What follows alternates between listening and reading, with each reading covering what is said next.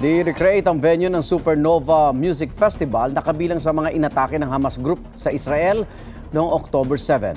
Ang mismong producers ng music festival ang nakaisip na gumawa ng exhibit sa Tel Aviv bilang pag-alala sa daan-daang namatay noong araw na iyon. Dariyan ang mga tent at toilet na may mga tama ng bala. Makikita rin ang sound equipment na na-recover sa lugar. Pati na ang mga gamit na naiwan doon ng mga nakaligtas, nasawi at dinukot ng Hamas. Ayon sa mga otoridad, nasa 1,200 na ang bilang ng mga nasawi sa patuloy na giyera ng Israel at Hamas. Mahigit 16,000 naman ang bilang ng mga Palestinian na namatay. Igan, mauna ka sa mga balita. Mag-subscribe sa GMA Integrated News sa YouTube. Sa mga kapuso abroad, subaybayan nyo kami sa GMA Pinoy TV at sa www.gmanews.tv.